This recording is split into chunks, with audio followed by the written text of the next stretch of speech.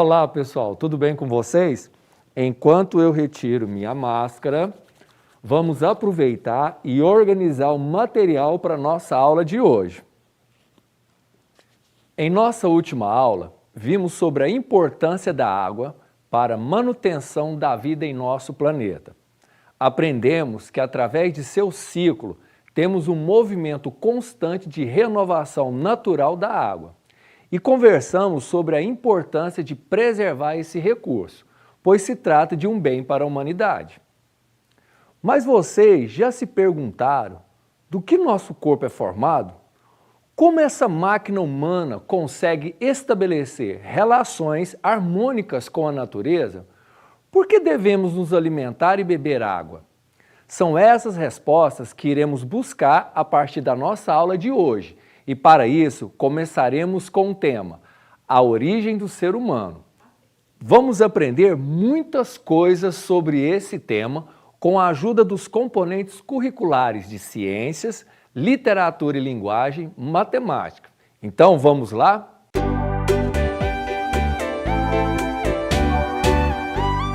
Antes de mais nada, precisamos entender que cada um de nós somos fisicamente único, desde a forma de nossa pele até o tamanho e formato de nossos órgãos.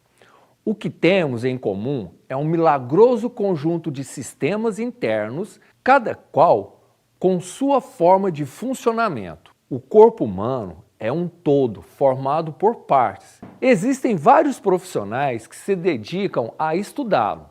Os cientistas estudam as partes maiores, as partes menores e como o corpo funciona. O médico também estuda muito sobre o corpo humano, para nos ajudar a tratar quando estamos doentes. Se o corpo é um todo, formado por partes, pense comigo, qual será a menor estrutura que compõe o corpo? Vou te dar uma dica, ela se parece com um ovo. E aí, quais os nomes você pensou? Se você respondeu células, você está correto. As células se unem formando os tecidos e os órgãos e vão se unindo até formar o corpo todo. Isso acontece quando a gente está se desenvolvendo no corpo da nossa mãe. As células vão se diferenciando, formando os tecidos e os órgãos. Observem aqui nessa imagem. Nós temos lá a menor estrutura do corpo humano, que é uma célula. Através da união dessas células, nós formamos o tecido. A união de vários tecidos formam os órgãos. A partir deles, nós formamos alguns sistemas que existem no corpo humano. E a partir desse sistema, nós temos todo o nosso organismo. Legal, né, pessoal? A gente vê detalhe por detalhe quando vai se formando da menor parte, que seria a célula, até o nosso corpo completo, que é o organismo. Mas na aula de hoje, nós vamos aprender sobre a célula, que é a menor estrutura do corpo. A célula é como se fosse o tijolo utilizado na construção de uma casa, a parte básica da construção. Todos os seres vivos são formados por células. Elas são geralmente cerca de 100 vezes menores que a cabeça de um alfinete. Sendo assim, só podem ser observadas com o auxílio de um microscópio. Observem aqui, pessoal, nós temos o desenho de um microscópio, tá? E com ele é que nós conseguimos ampliar uma célula, nos dando resolução suficiente para que conseguimos enxergá-la. E aí eu trouxe para vocês um microscópio, tá vendo? Lá do laboratório da escola. Esse microscópio aqui, vocês irão utilizá-lo a partir do 6º ano. E lá vocês vão poder observar também uma célula, tanto uma célula animal como uma célula vegetal. Legal, né? Mas deixamos isso para o próximo ano. As células são consideradas a menor parte dos organismos vivos. O corpo humano é pluricelular, ou seja, ele tem várias células. É constituído de cerca de 10 trilhões de células. Já imaginou, pessoal? São muitas células para que o seu corpo possa funcionar. As células têm estruturas semelhantes que fazem com que elas estejam vivas e em funcionamento. Mas existem vários tipos de células no corpo e isso tem a ver com o local onde ela está e com a função que irá desempenhar. Por exemplo, As células do sistema neural ou nervoso têm um formato diferente e executa sua função lá no cérebro.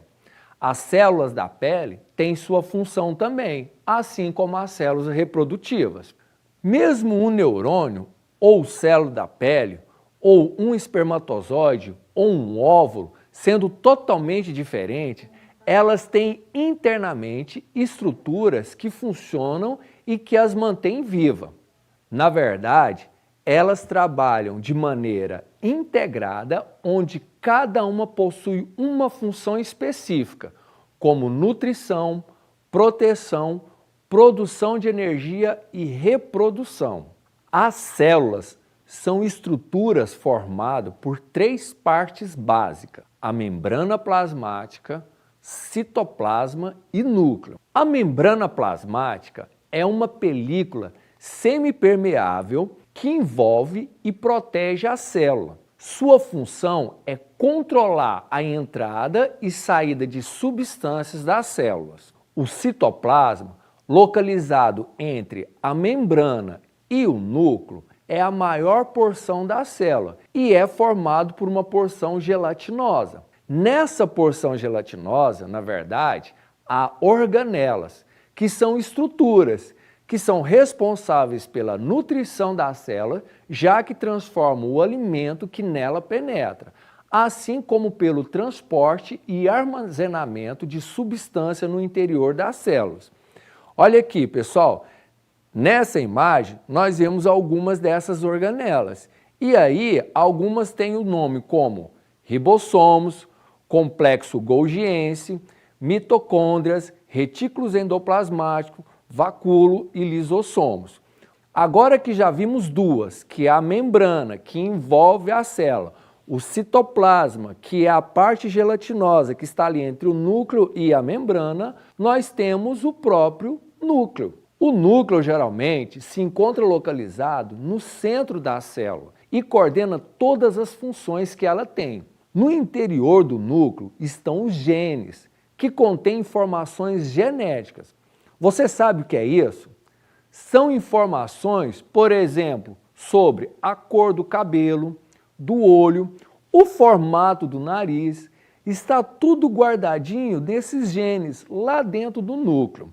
E olha só, pessoal, dentro do núcleo nós temos também o nucleolo, tá? Que também iremos estudar isso mais para frente lá no 6º ano. Agora, nós vimos então que a nossa célula, e isso modelo de célula animal, são formadas por 3 partes básicas: a membrana plasmática, que é o que envolve, o citoplasma, que é essa parte que tem vários nutrientes ali, que tem várias funções, e o núcleo, tá certo? Agora que vimos as partes básicas de uma célula, vamos construir uma utilizando massinha? Mas para isso, pessoal, eu vou chamar a professora Vânia, lá da Escola Municipal Sebastiana Silveira Pinto, que irá ensinar para vocês como confeccionar uma célula utilizando massinha. Então vamos lá? Então vou ensinar como se faz uma célula a partir da massinha de modelar. Então a gente vai precisar de uma caixinha de massinha de modelar, uma tesoura, de preferência sem ponta e pequena, porque vocês são crianças, uma tampinha qualquer, olha só, uma folha de papel mais dura. Eu estou usando o do caderno de arte, que é o que a prefeitura nos doou, né, um caderno já usado, uma caneta e a massinha que eu já disse, né? Então a primeira coisa que a gente vai fazer é a forma circular no papel durinho, certo? Vamos usar a caneta e a tampinha. Olha, ficou o círculo. Agora a gente vai cortar esse círculo. Então nós vamos usar o papel já recortado, circular, tá bom? Vamos pegar a massinha de modelar.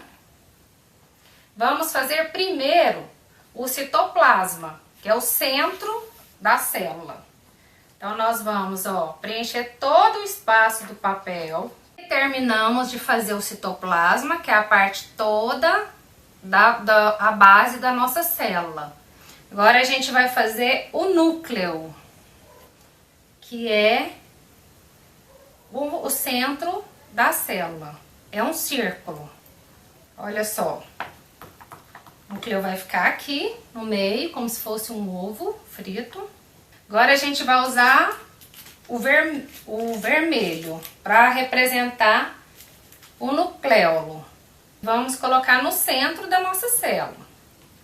Também a massa, ó, para incorporar na massinha que tá de baixo. Agora a gente vai fazer os ribossomos. Vou usar branquinho, tá bom? Que são bolinhas pequenininhas. Pode usar até menor que isso. Agora a gente vai fazer o complexo de Golgi. Pode ser vermelho.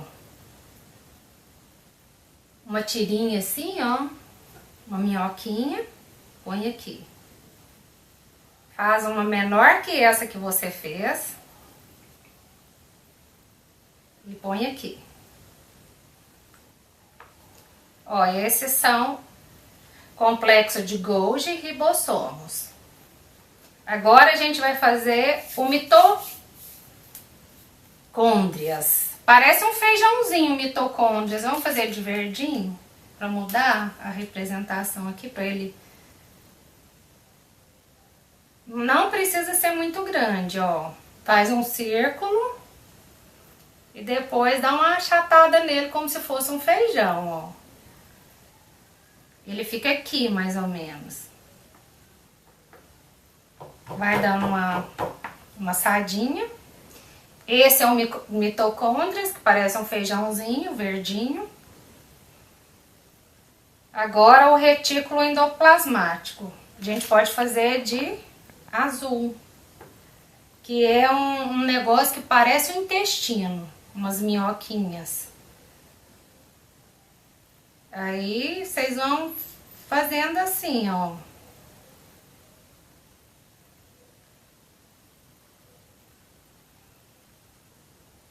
Aqui no meio.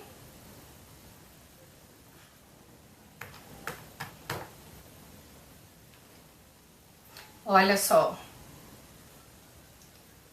E agora a gente vai fazer o retículo endoplasmático liso, que são bolinhas também. Representados por 3 bolinhas aqui, ó.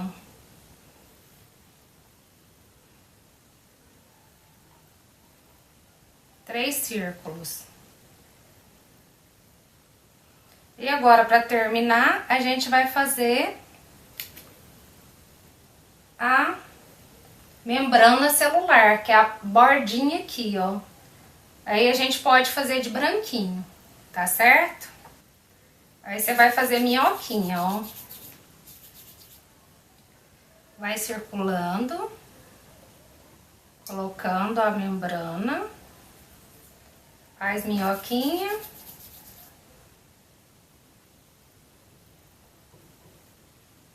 Nossa membrana celular está pronta. E a célula também, olha. Certo? Espero ter ajudado vocês. Obrigada, professor Ronaldo, pelo convite. Um abraço. Até a próxima aula. Beijo. E pessoal, olha só que legal que ficou então a nossa célula com a ajuda da professora Vânia. Professora Vânia, muito obrigado pela sua participação. Ficou excelente a nossa célula feita com massinha. Cada célula do corpo pode variar quanto à forma estrelada, alongada, cilíndrica e etc. Tamanho e tempo de vida. As células ósseas, por exemplo, duram vários anos, enquanto as células da pele se renovam entre 35 e 45 dias. Cada tipo de célula desempenha uma função no organismo. A célula muscular, por exemplo, é capaz de se contrair. A hemácia, ela transporta oxigênio para todo o corpo. A célula nervosa é capaz de receber e transmitir estímulos. Observem alguns exemplos. Aqui, pessoal, nós temos a célula da pele. é organizada sem deixar espaço entre ela e a célula vizinha. Então as células são todas juntinhas ali. Ela protege e cobre o corpo. Nós temos as células que formam os ossos. Esta célula possui cálcio para formar um material duro e resistente, que é a nossa estrutura, o nosso esqueleto ali. Nós temos a célula muscular. Essa célula, com forma alongada, estica e encolhe para realizar os nossos movimentos. E nós temos a célula que forma o nervo. Esta célula possui prolongamentos que funcionam como fios para transmitir as mensagens. Vimos, pessoal, que as células são a estrutura básica para a formação do nosso organismo. E elas também são responsáveis por carregar e guardar nossas características genéticas. Isso mesmo, a cor da nossa pele, do nosso cabelo, dos nossos olhos são definidas de acordo com as características genéticas que estão lá nas células. Você já teve a curiosidade de se perguntar com quem a gente se parece? Todas as pessoas são iguais? Olhem a capa desse livro. Quem será essa menina? Como será que ela é? Quais as características dela? Como ela parece estar se sentindo? Para que possamos descobrir isso, nós iremos convidar agora a professora Renata, pois ela irá fazer a leitura desse livro para vocês e aí vamos descobrir um pouco das características dessa garotinha. Então vamos lá, pessoal? Olá, pessoal. Prazer estar aqui de novo. Vou retirar minha máscara para a gente viajar na leitura desse livro. Menina Bonita do Laço de Fita, de Ana Maria Machado. Era uma vez uma menina linda, linda. Os olhos dela pareciam duas azeitonas pretas, daquelas bem brilhantes. Os cabelos eram enroladinhos e bem negros, feito fiapos da noite. A pele era escura e lustrosa, que nem o pelo da pantera negra quando pula na chuva. Ainda por cima, a mãe gostava de fazer trancinhas no cabelo dela e enfeitar com laço de fita colorida. Ela ficava parecendo uma princesa das terras da África ou uma fada do reino do luar. Do lado da casa dela morava um coelho branco, de orelha cor-de-rosa, olhos vermelhos e focinho nervoso sempre tremelicando. O coelho achava a menina a pessoa mais linda que ele tinha visto em toda a vida e pensava: ai, quando eu casar, quero ter uma filha pretinha e linda que nem ela. Por isso, um dia ele foi até a casa da menina e perguntou: menina bonita do laço de fita, qual é teu segredo para ser tão pretinha? A menina não sabia, mas inventou. Ah, deve ser porque eu caí na tinta preta quando era pequenina. O coelho saiu dali, procurou uma lata de tinta preta e tomou banho nela. Ficou bem negro, todo contente. Mas aí veio uma chuva e lavou todo aquele pretume. Ele ficou branco outra vez. Então ele voltou lá na casa da menina e perguntou outra vez: menina bonita do laço de fita, qual é teu segredo para ser tão pretinha? A menina não sabia, mas inventou. Ah, deve ser porque eu tomei muito café quando era pequenina. O coelho saiu dali e tomou tanto café que perdeu o sono e passou a noite toda fazendo xixi, mas não ficou nada preto. Então ele voltou lá na casa da menina e perguntou outra vez: menina bonita do laço de fita, qual é teu segredo para ser tão pretinha? A menina não sabia, mas inventou. Ah, deve ser porque eu comi muita jabuticaba quando era pequenina. O coelho saiu dali e se empanturrou de jabuticaba até ficar pesadão, sem conseguir sair do lugar. O máximo que conseguiu foi fazer muito cocozinho preto e redondo feito jabuticaba, mas não ficou nada preto. Por isso, daí a alguns dias, ele voltou lá na casa da menina e perguntou outra vez: Menina bonita do laço de fita, qual é teu segredo para ser tão pretinha? A menina não sabia e já ia inventando outra coisa, uma história de feijoada, quando a mãe dela, que era uma mulata linda e risonha, resolveu se meter e disse: "A artes de uma avó preta que ela tinha." Aí o coelho, que era bobinho, mas nem tanto, viu que a mãe da menina devia estar mesmo dizendo a verdade. Porque a gente se parece sempre com os pais, os tios, os avós e até com os parentes tortos. E se ele queria ter uma filha pretinha e linda, que nem a menina, tinha era que procurar uma coelha preta para casar. Não precisou procurar muito. Logo encontrou uma coelhinha escura como a noite, que achava aquele coelho branco uma graça. Ah, eu tô maluco! Foram namorando, casando e tiveram uma ninhada de filhotes, que coelho quando desanda a ter filhote não para mais. Tinha coelho para todo gosto, branco, bem branco, branco meio cinza, branco malhado de preto, preto malhado de branco e até uma coelha bem pretinha. Já se sabe, a filhada da tal menina bonita que morava na casa ao lado.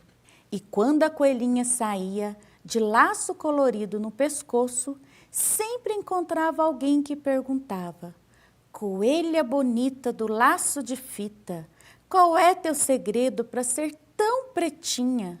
E ela respondia: "Conselhos da mãe da minha madrinha."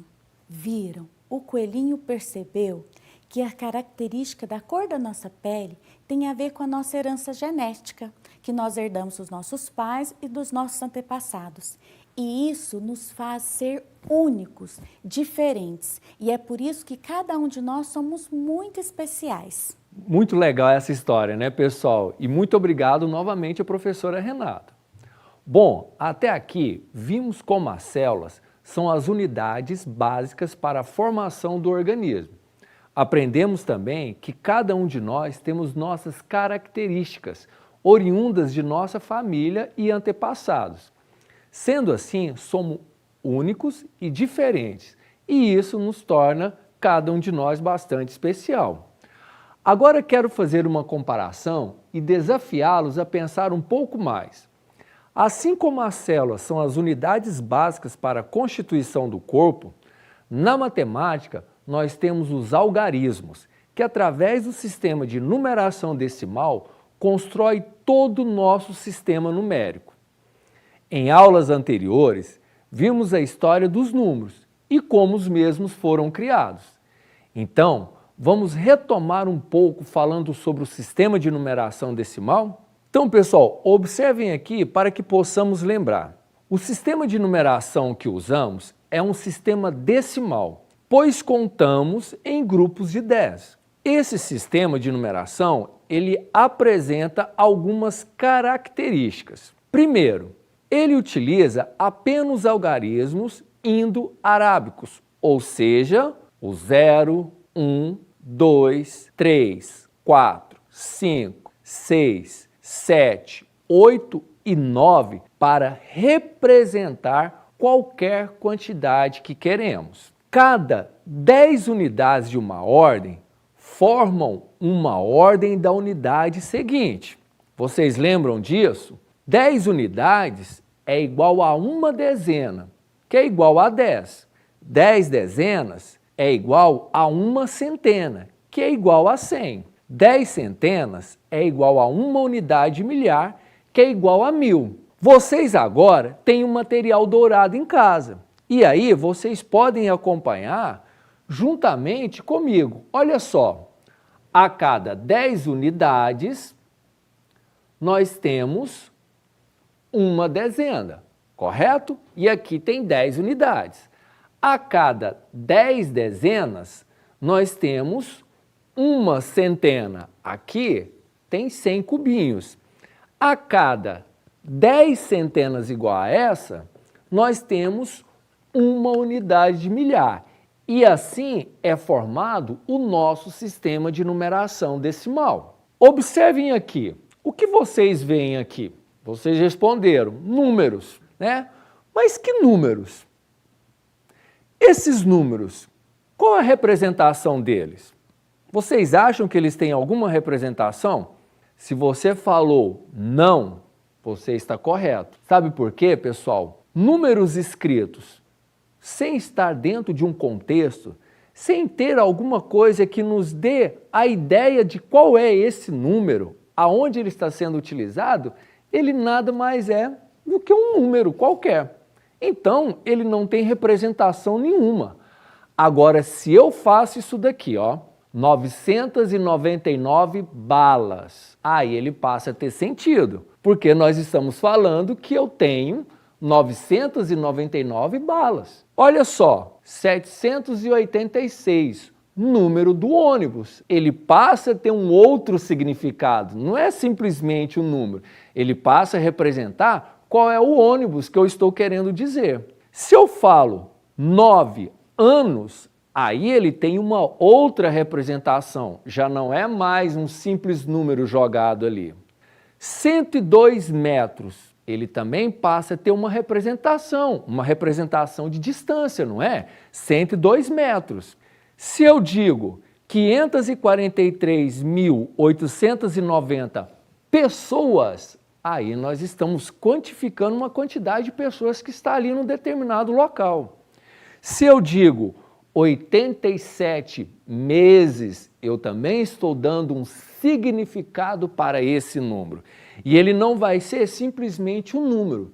Logo, pessoal, nós entendemos que os números, eles expressam 4 importantes ideias e que nós devemos saber distingui-las umas das outras. A ideia de contar, ou seja, quando nós quantificamos o número de alunos presentes na sala de aula, nós não estamos contando? Ó, hoje tem 30 alunos presentes. Ó, na sala são 16 meninas e 14 meninos. Ó, nós temos 5 alunos que faltaram na aula hoje. Nós estamos quantificando uma quantidade de alunos que faltaram, que estão presentes, né? Uma outra ideia importante, pessoal, é a de medir. Olha só, a altura dos alunos da sala. Qual é a sua altura? Qual é a altura do seu pai? Qual é a altura da sua mãe? Qual é a altura do seu avô? Da sua avó? Do seu tio? Você é menor ou é maior? Qual a diferença entre as alturas de vocês? Quando nós falamos isso, nós estamos usando o número na sua ideia de medir, tá certo? Mas temos outras ideias. Por exemplo, a de ordenar. Identificar os resultados finais de uma maratona, por exemplo. Ó, eu cheguei em primeiro, você chegou em segundo. Ah, o outro chegou em terceiro. Nós estamos ordenando. Lá na sua sala de aula, quem senta na primeira carteira, na segunda carteira, na terceira carteira?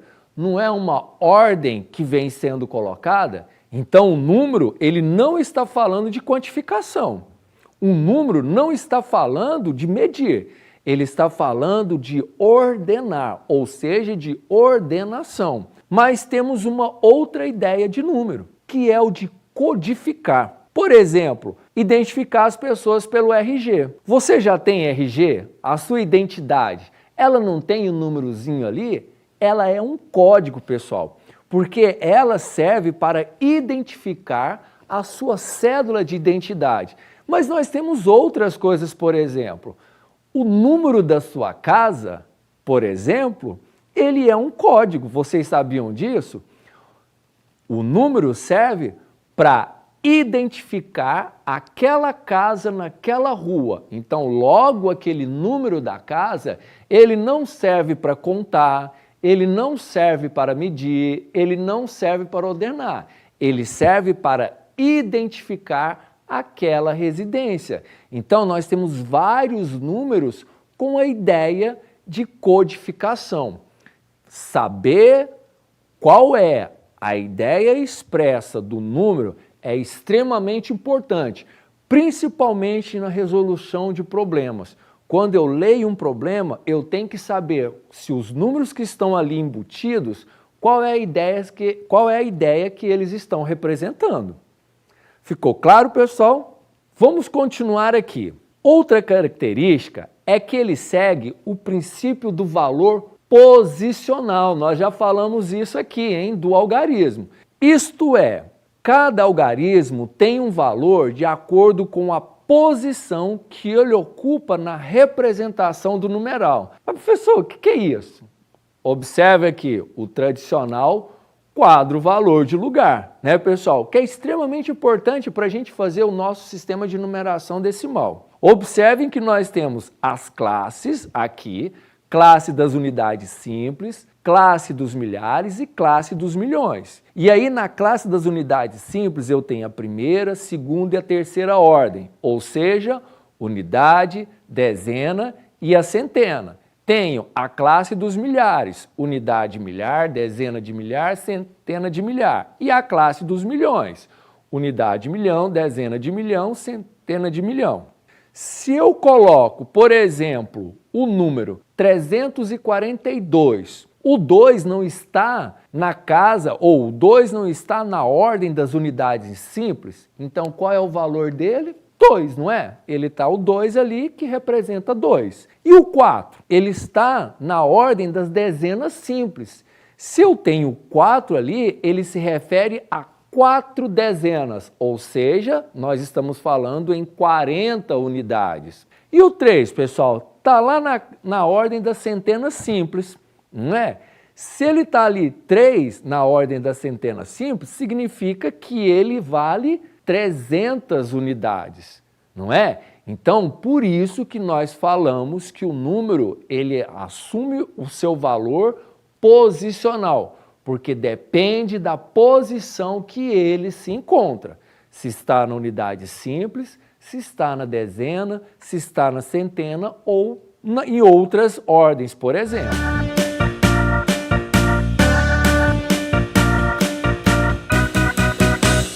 Bem, pessoal, na aula de hoje falamos sobre células, que é a menor estrutura do corpo humano. Aprendemos a fazer uma célula com a professora Vânia, lemos a história Menina Bonita do Laço de Fita com a professora Renata e revimos um pouco sobre o sistema de numeração decimal. Anotem todas as dúvidas para tirar de forma presencial com o seu professor. Encerramos a nossa aula por hoje por aqui e tenham uma excelente semana.